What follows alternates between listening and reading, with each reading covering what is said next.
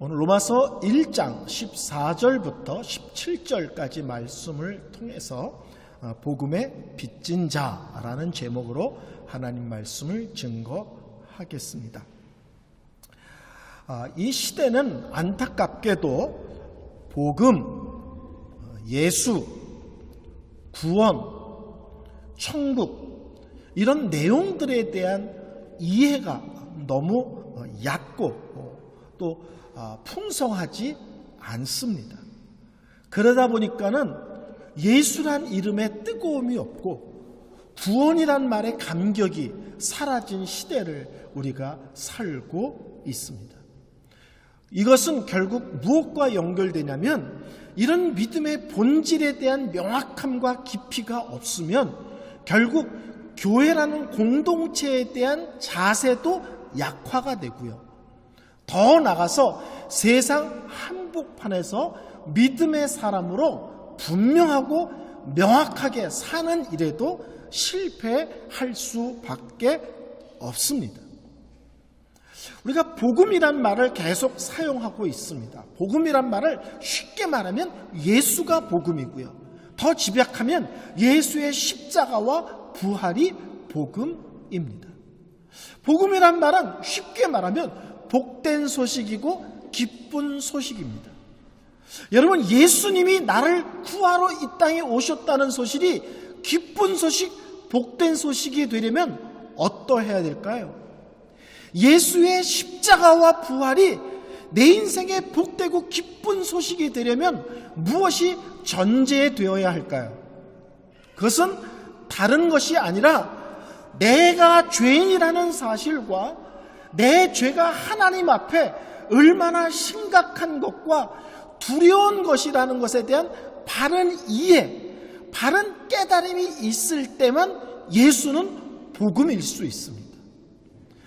이 죄가 어디로 연결되느냐? 심판하고 연결되는구나. 이 죄는 심판 다음에 지옥과 연결되는구나. 이것이 얼마나 두려운 것이며 엄청난 것이라는 것을 제대로 알고 또 깨닫고 이해하고 믿을 때 예수란 말이, 십자가와 부활이란 말이, 구원이란 말이, 천국이란 말이 얼마나 엄청난 말이라는 것을 비로소 우리는 알게 됩니다. 그래서 예수가 기쁜 소식, 복된 소식이 되려면 그 전제는 내가 하나님을 알지 못했을 때 내 영적 상태가 얼마나 엄청난 자리에 있었다는 것을 제대로 알 것을 전제하는 것입니다. 그래서 여러분이 이런 것에 대한 나의 죄인됨과 그 죄의 결과에 대한 심각한 두려움에 대한 그 깊이, 그것이 얼마나 심각한지를 제대로 알 때 우리는 예수가 놀라움이 되고 기쁨이 되고 감사가 되고 영광이 되는 것입니다. 우리는 흔히 하나님은 사랑의 하나님이다 이런 말을 참 많이 합니다. 우리 하나님은 사랑의 하나님 맞습니다. 근데 성경은 하나님이 사랑의 하나님이라고 강조하는 것 못지않게 우리 하나님은 거룩하신 하나님이라는 것도 어마어마하게 강조하고 있고요. 우리 하나님은 죄에 대해서 분명하고 단호하신 하나님, 절대로 우리의 죄를 가볍게 다루고 슬쩍 눈 감아주는 하나님이 아니시라는 것도 성경은 계속 반복하여 말씀하고 있습니다. 그래서 우리는 그 거룩하신 하나님, 죄에 대해서 단호하고 분명한 하나님 앞에 우리는 이런 고백이 분명히 있어야 합니다. 하나님, 나는 죄인입니다. 하나님, 나는 죄를 지을 수는 있지만 내가 지은 죄를 절대로 저는 해결할 능력이 하나도 없습니다. 그러므로 하나님, 저는 심판받아 마땅한 존재입니다. 하나님, 나를 불쌍히 여겨 주옵소서. 나를 긍휼히 여겨 주옵소서. 나를 용서하여 주옵소서. 예수를 믿는 모든 사람들은 이 고백이 분명해야 됩니다. 이것은 처음 예수 믿을 때만 있는 고백이 아니라 우리가 평생 끊임없이 쓰러지고 넘어질 때마다 하나님께 나아와 십자가에 달린 예수를 바라보면서 고백해야 될 내용입니다. 이런 고백, 이런 믿음이 분명할 때 복음, 예수란 말이 이 세상에서 가장 복된 말이구나, 가장 기쁜 소식이구나를 우리는 알 수 있습니다. 오늘 로마서 1장 16절에 바울은 이렇게 고백합니다. 내가 복음을 부끄러워하지 아니하노니. 이 복음은 모든 자에게 구원을 주시는 하나님의 능력이 됩니다. 첫째, 바울은 이렇게 고백합니다. 나는 복음을 부끄러워하지 않습니다. 이 말은 반어법입니다. 나는 복음을 부끄러워하지 않습니다. 근데 이걸 반대로 우리에게 강조하는 거예요. 나는 복음을 자랑스럽게 생각합니다. 이 뜻이에요. 나는 복음을 영광스럽게 생각합니다. 이 뜻이에요.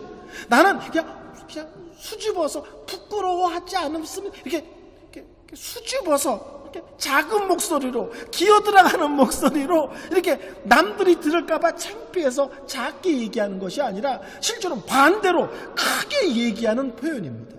나는 복음을 부끄러워하지 않습니다. 다른 말로 하면 나는 복음을 자랑스럽게 생각합니다. 복음을 영광스럽게 생각합니다.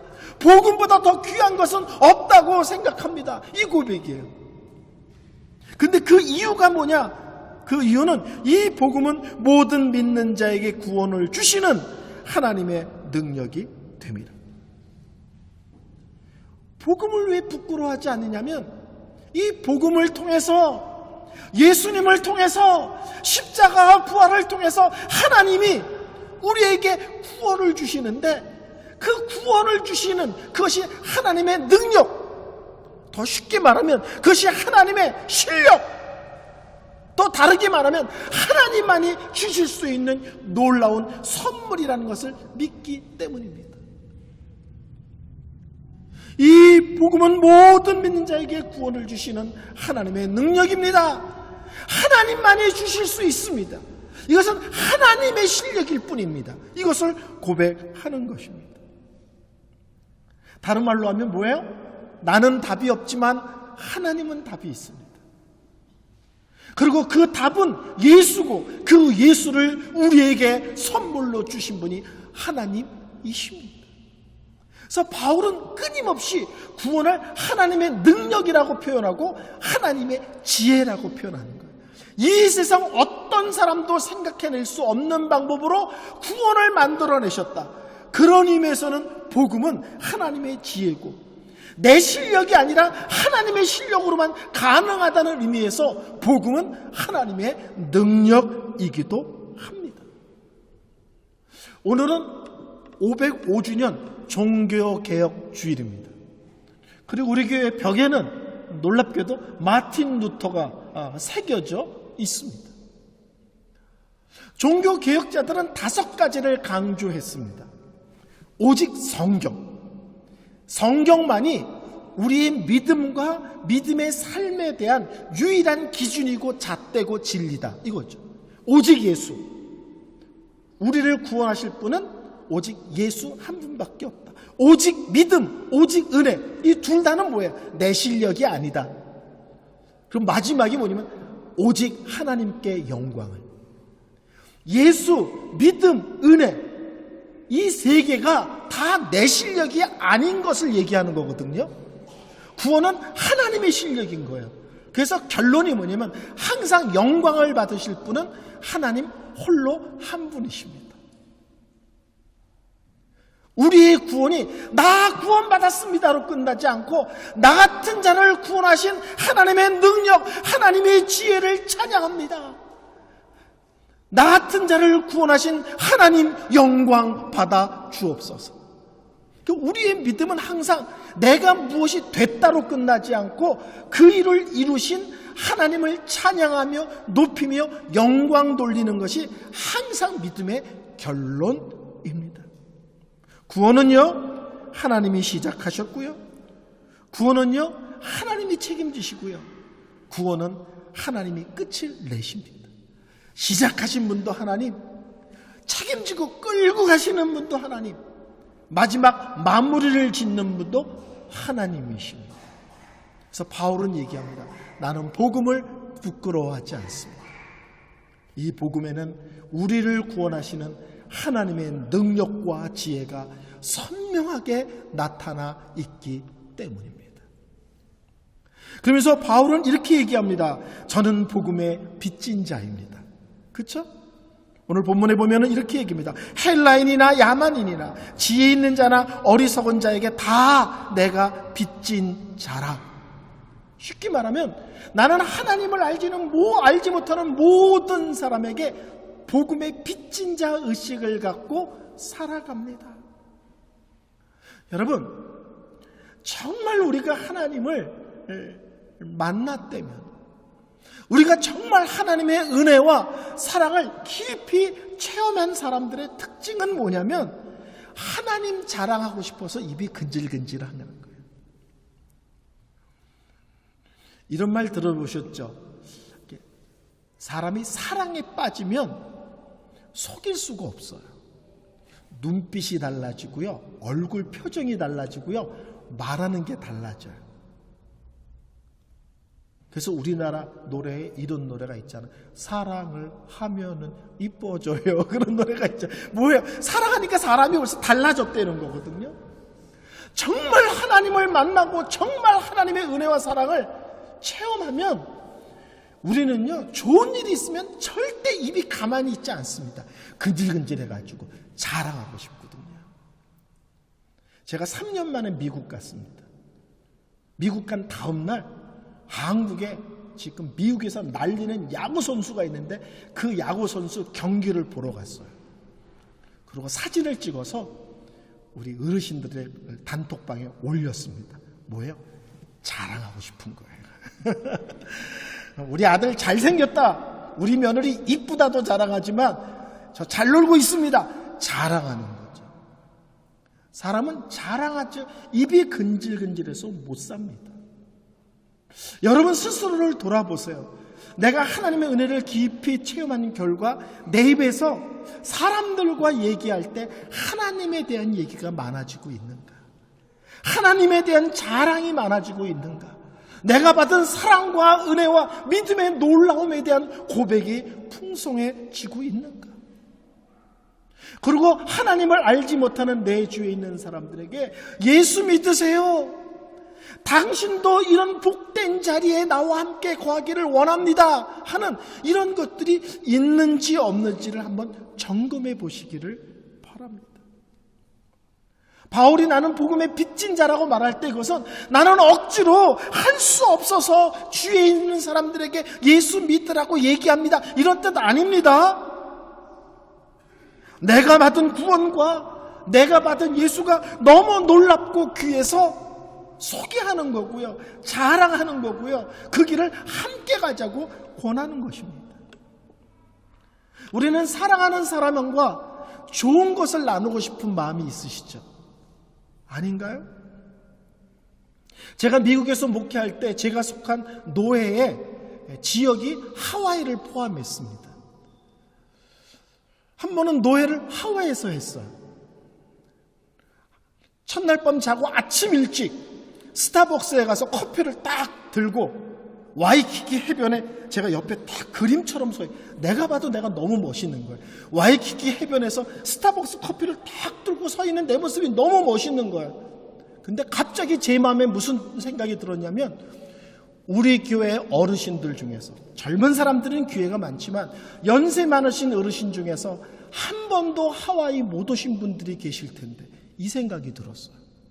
그래서 제가요 커피를 들고 멋있게 폼을 잡다가 손을 내리고 울면서 기도했어요.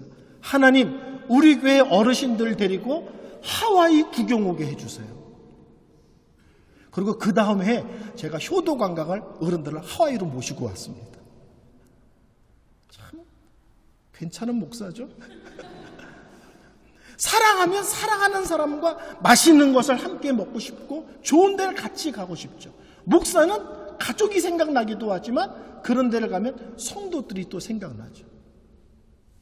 여러분들이 정말 예수를 만나면 내 주위에 내가 사랑하고 아끼는 사람들에게 주고 싶은 것이 있는데 그것은 용돈이 아니고요, 선물이 아니고요, 예수입니다.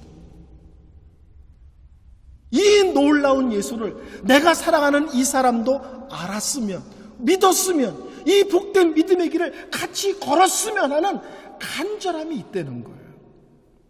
그래서 믿지 않는 사람들을 보면 막 안타깝죠. 사랑하는 사람들 중에서 예수를 믿지 않는 사람들을 보면 기도할 때 그냥 맹숭맹숭하게 예수 믿게 해주세요가 아니라 정말 눈물 뿌리며 하나님께 간절히 매달리게 되죠. 왜요? 믿음이 얼마나 복된 것을 알기에, 예수가 얼마나 아름다운 분인 것을 알기에 내 사랑하는 사람들이 다 나와 같은 믿음의 길을 걷고 싶은 것입니다. 바울은 나는 복음의 빚진 자라는 말은 끌려가서 코가 껴서 할 수 없이 예수 얘기를 한다는 뜻이 아니라 이 놀라운 예수를 나는 할 수만 있으면 모든 사람에게 전하고 싶습니다, 이 뜻이죠. 이 놀라운 소식을 나만 알고 싶지 않습니다. 이 놀라운 예수를 나만 누리고 싶지 않습니다. 성도님들 마음속에 내 주위에 사랑하는 사람들, 내 주위의 지인들을 볼 때 그들이 이 세상에서 얼마나 잘 먹고 잘 사는지는 중요하지 않습니다. 이 땅은 길어야 100년입니다. 그러나 예수를 믿는다는 것은 영원한 세상과 영원한 시간과 관계된 내용입니다. 우리가 그들에게 줄 수 있는 최고의 선물은 다른 것이 아니라 복음을 전하는 것입니다. 설교를 결론 내리겠습니다. 교회에서 전도하자 이런 얘기를 자주 하죠. 그것은 단순하게 사람을 교회 좀 데리고 오세요 이 뜻 아닙니다. 전도하라는 말은 사람 좀 교회 데리고 오세요, 단순한 그 뜻이 아니고요, 내가 만난 예수, 날 구하는 복음에 대한 분명함이 내 안에 있습니까를 묻는 것이에요. 지금도 예수가 내 안에서 기쁨이고 감격이고 뜨거움이냐를 묻는 것입니다. 혹시 나는 예수를, 복음을, 천국을, 구원을, 교회를 부끄러워하고 있지는 않는가를 묻고 있는 것입니다. 여러분이 바울처럼 이 복음, 이 믿음의 내용들을 복으로 생각하고 영광이라고 생각하고 자랑이라고 생각한다면 부끄러워하지 마시고 여러분 주위에 사랑하는 사람들에게 이 믿음의 길을 담대하게 전하시고 안타까워하시고 눈물 뿌려 기도하시고 열매가 맺을 때까지 포기하지 않는 하나님의 열심을 품는 여러분들이 되시기를 바랍니다. 찬양 드리겠습니다.